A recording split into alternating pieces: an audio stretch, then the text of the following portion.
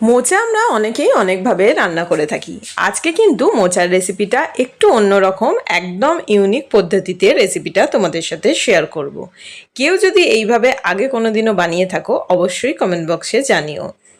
এই রেসিপিটা দারুণ হয়, অবশ্যই একবার ট্রাই করো, দারুণ খেতে লাগে। এটা যেমন ভাতের সাথে ভালো লাগে সেরকম কিন্তু রুটি, লুচি, পরোটা সবার সাথেই ট্রাই করতে পারবে। তো সেই জন্য রিকোয়েস্ট থাকলো রেসিপিটা ভালো করে দেখার আর অবশ্যই একবার ট্রাই করার। প্রথমেই এই রেসিপিটা করার জন্য এখানে যে জিনিসটা আমরা নিয়েছি সেটা হচ্ছে ছোলার ডাল। ছোলার ডালটাকে আমরা ভালো করে ধুয়ে জল দিয়ে ভিজিয়ে নেব। এখানে আমি মেজারমেন্টগুলো সেইভাবে বলছি না, কেননা যে যতটা পরিমাণ করবে সেই মতো নিয়ে নিতে পারো, একটু কম বেশি হলে কিচ্ছু ব্যাপার না। এখানে দেখলে ডালটাকে ভিজিয়ে রেখেছিলাম আমি 2 ঘন্টা মতো। তারপরে একটা মিক্সার জারে দিয়ে পেস্ট করে নিয়েছি। তোমরা কিন্তু এই সমস্ত উপকরণগুলো একসাথে দিয়ে পেস্ট করতে পারো, কিন্তু যেহেতু একসাথে পেস্ট করা হবে না, সেই আমাদের 2বার কি 3বারে করতে হবে, সেই জন্য আমি ডালটা আলাদা করেই করেছি। এখানে নিয়েছি চিংড়ি মাছ, এরকম চিংড়ি মাছ নিয়েছি আমি এই ম্যাপে। তোমরা যদি মনে করো এখানে এর থেকে ছোট চিংড়ি মাছ বা কুচো চিংড়ি মাছ নেবে সেটাও করতে পারো, কেননা এই চিংড়ি মাছগুলো গোটা থাকবে না, এটাকে এমনিই আমরা পেস্ট করে নেব।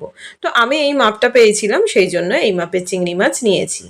এখানে আমরা মোচাটাকে প্রেসার কুকারে দিয়ে সিদ্ধ করে নিয়েছি একটু নুন হলুদ দিয়ে। আমি এখানে 3টে সিটি দিয়েছিলাম, পুরোপুরি ভালোভাবে সিদ্ধ হয়ে গেছে।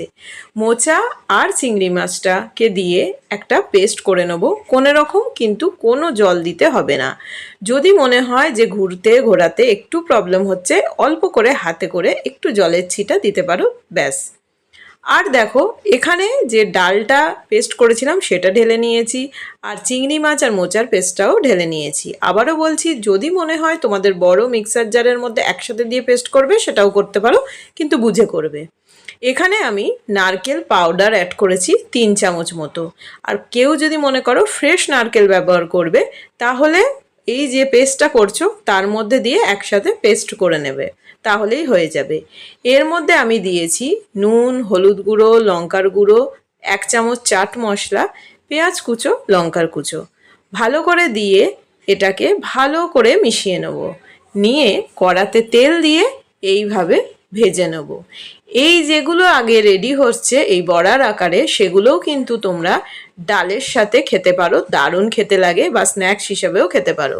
কিন্তু আজকের রেসিপিটা একটু অন্যরকম, আমি এটাকে কিন্তু কারি টাইপের করব। আর তোমরা যদি কেউ মনে করো এখানে আলুও অ্যাড করবে, সেটাও কিন্তু করতে পারো। বড়াগুলো সমস্ত ভেজে নিয়েছি, অল্প একটুখানি পেঁয়াজ থেকে গিয়েছিল, সেই পেঁয়াজটাও দিয়েছি।